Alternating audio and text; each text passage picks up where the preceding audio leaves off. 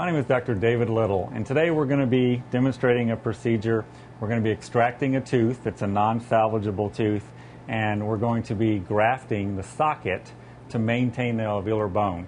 So we're going to go through and atraumatically extract the tooth and then go through the steps and procedure to do proper socket grafting. Well, Bioplant is a alloplastic synthetic bone graft material. The most common uses are for socket grafting, for preserving ridges, and another great use is actually to be able to use it while you're placing an implant to fill in voids around the implant area. That's one of the uses I use all the time and works very well for that. Why graft? Well, according to the ADA, 80,000 teeth are extracted in the United States every year. We also know that if a socket is left ungrafted, that you'll get the most resorption in the first year. 25% of resorption takes place in the first year. In the next 3 years, it goes to about 8%, and then following that, it slows down considerably. But you can also lose about 40% of the height of the bone, which is critical in future restorations. It's also good for helping the health of the other teeth. And so my question always is, why not? And I think it's one of the biggest benefits and values we can give to our patients. How do you fee for this? Because obviously patients, it's going to be an additional fee. What I have found is that as long as you explain to the patient the value of what you're doing, and that it is a simple procedure that can benefit them for a long time, I haven't had patients, have any problems with that. I can also tell you, though, that most insurance companies do pay for the procedure because they consider it a preventive type procedure. You're practicing addition type dentistry. And so I haven't seen that to be an issue. You're going to get a fee for the extraction, and then you have an additional fee for the grafting. And I have not had an issue with that from patients. And especially if you explain to them that if you don't do this procedure now and you do decide you want to have an implant done later, then you have to go through a lot more costly expense and to be able to do the implant then. Again, when you're talking about the cost of the graft material, one good thing is that Bioplant is available in many different sizes. So you can order just a 0.25 cc if you're going to do just a single socket, and that makes it very cost effective. And if you're going to take out multiple teeth, you can bulk order a bigger size, and that allows you to be more cost effective with the material. So it gives you a lot of different ways to use it, which is a good thing. I've already anesthetized the patient. Let me have a elevator, periostal elevator. And obviously one of the first things we want to do is to do an atraumatic extraction as we can. So I'm going to use a periosteal elevator to release the tissue. We really like to maintain as much bone as we can so that we can have a future plan for this tooth. By grafting the socket, it's going to allow us to be able to either come back and place an implant or a fixed partial denture or even a removable partial, and by maintaining the alveolar ridge and the integrity of the bone. That also will benefit the surrounding teeth. We like to take it out atraumatically to maintain that buccal and lingual plate, which will allow us to do a grafting procedure with no membrane. Okay. Another useful instrument in atraumatic extraction is using a periotome, and like a small elevator allows us to get in between the bone and the tooth and very atraumatically remove the tooth. And this is an atraumatic forceps, which is going to allow me to luxate the tooth. Okay, section that really well. So as you can, and I'm going to clean out any infection that's in the tooth, any granulation tissue. And I'm just going to use a little sterile saline and irrigate that.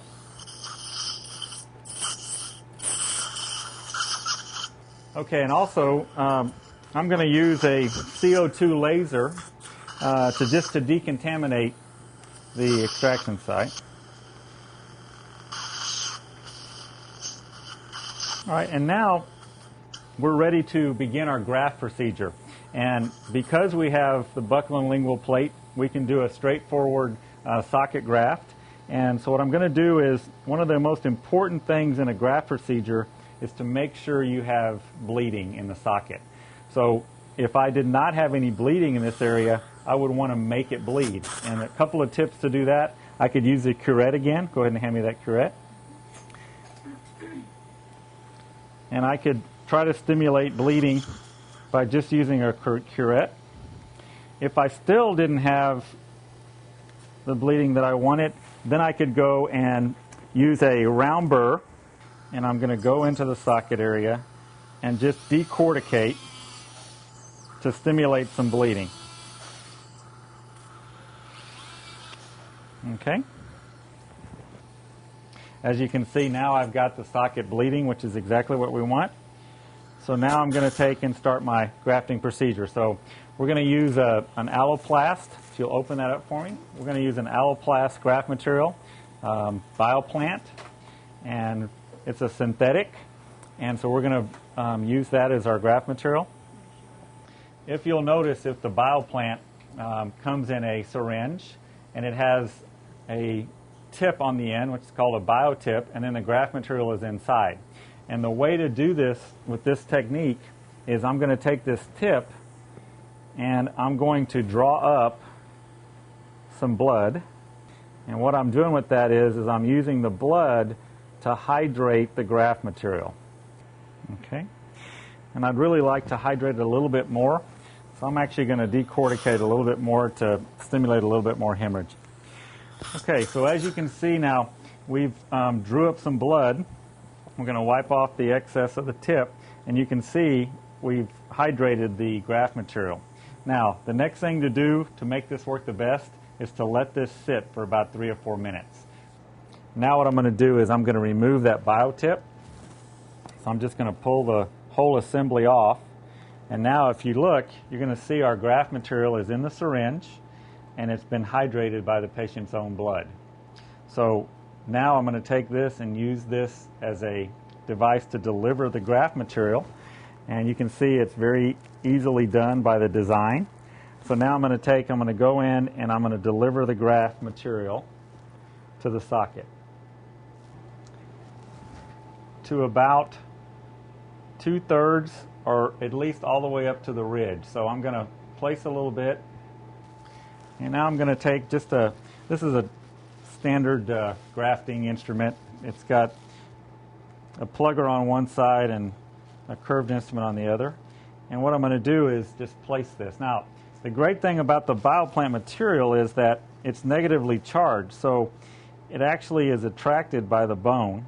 And so you can see you don't have to worry about it displacing and going everywhere. It goes really easily into the socket. It's one of the easiest graft materials to place. Okay, let me just have a little bit more. Fill that lingual just a little. And let me have a wet cotton roll. And one thing I like to do too is I'll take a cotton roll with some sterile water on it and just use that to kind of make sure I've got the graft in the position I want it in. And you can see that the particles come together really easily with this material.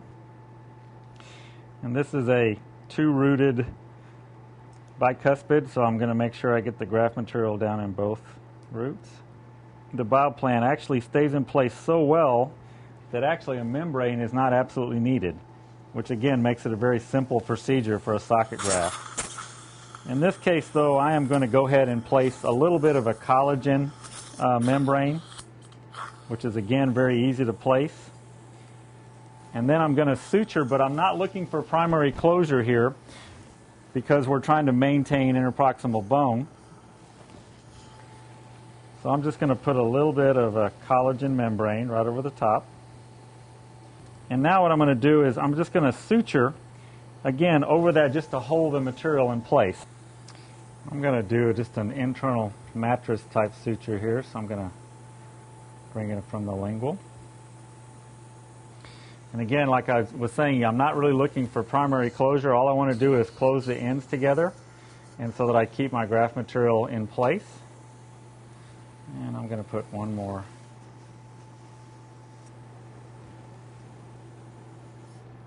All right, if you'll cut that.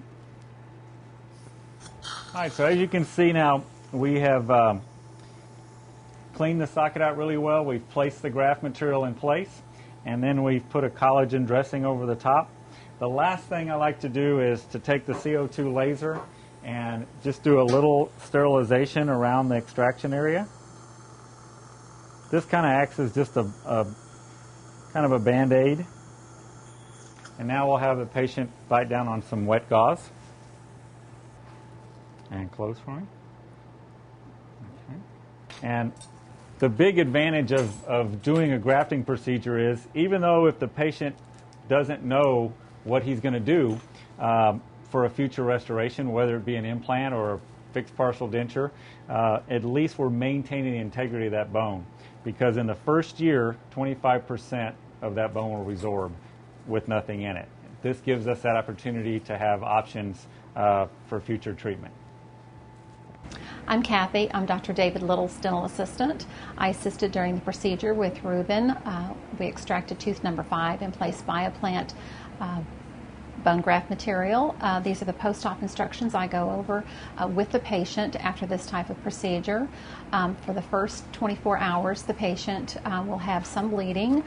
We ask the patient about every 30 to 40 minutes replace the gauze. The gauze needs to be wet before placed so it doesn't pull the implant material out. It'll bleed for 2 to 3 hours, so he will place the gauze 3 or 4 different times. There may be some swelling that occurs, so we ask that the patient use ice for the first 24 hours. If there's swelling the next day, then he can switch to heat, soft foods for several days, no brushing in that area.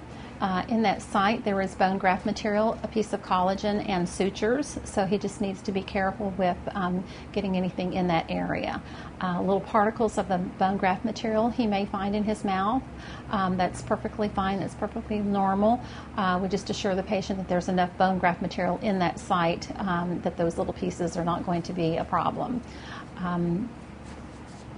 Diet, soft diet, oral hygiene is also very important. Rinsing with warm salt water the day after the surgery is important, but the day of the surgery we ask that he not do any vigorous rinsing at all. We want the bone graft material to stay in place. We see the patient back in 1 week for a post-op visit. If the sutures have not resorbed by then, we do take the sutures out, and then we see him again in a month for a second post-op visit. Well, bone grafting, for one thing, is not a difficult procedure to do, especially the procedure we did today, socket grafting. There is a learning curve with anything we do, but the material is designed so it's easy to place. The particles have a negative charge, so it's doesn't run all over the place. It stays, it's attracted to the bone. So it's very easy to work with. And so there's really not a big learning curve with this material. So the technique for doing a socket graft with Bioplant material, you atraumatically remove the tooth because we want to maintain as much bone as we can, especially the buccal and lingual plate. Next, you would curette the area out to remove any granulation tissue, any infection that's in there. Then it's very important before you graft that you have bleeding in the socket, because that's the only way you're going to get that graft to take and work well. So sometimes after you take the tooth out, there's not any bleeding in the socket. So one tip is, if you don't, go back and curette the area and stimulate the bleeding that way. If you still don't get it, you can decorticate by using a small round burr and go into the bone until you get hemorrhage.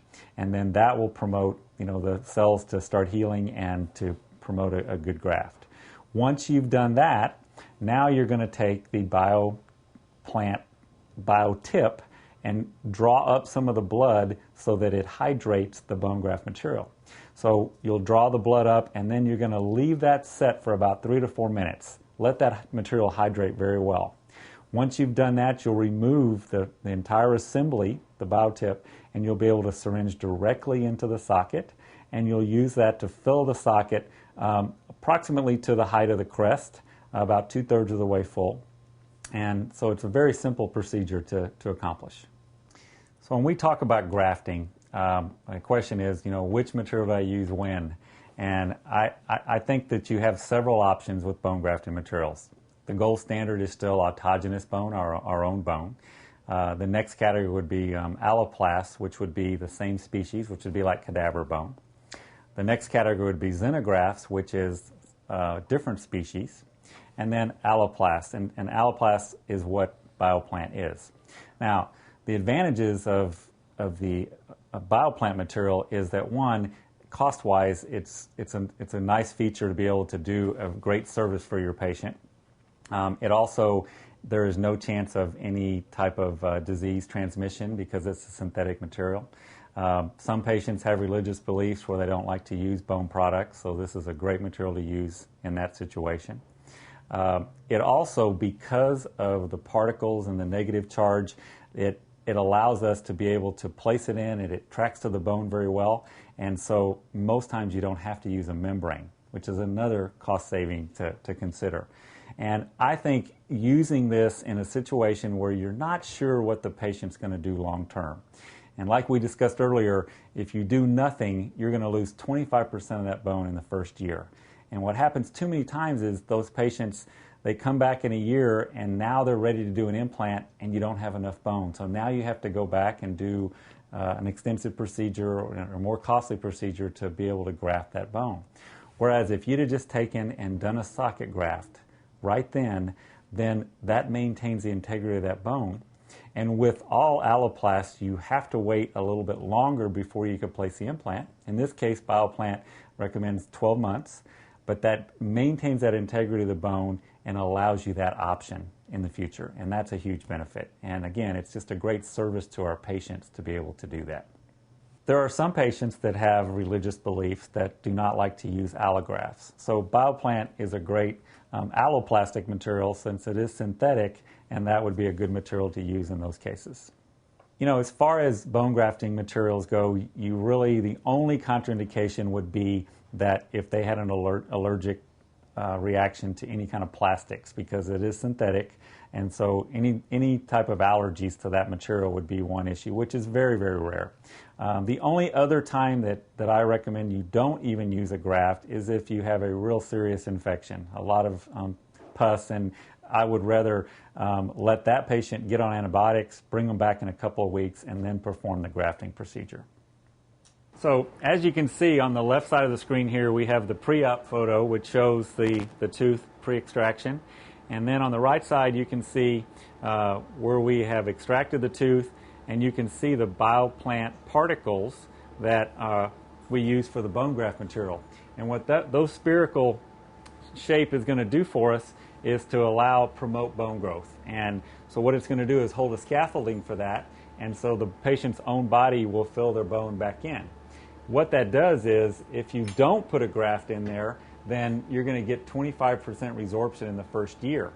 By doing this, you're maintaining the integrity of that socket and maintaining bone, which would be important in the fact that it gives you options later. You can go with an implant, you can do a fixed partial denture and maintain that ridge.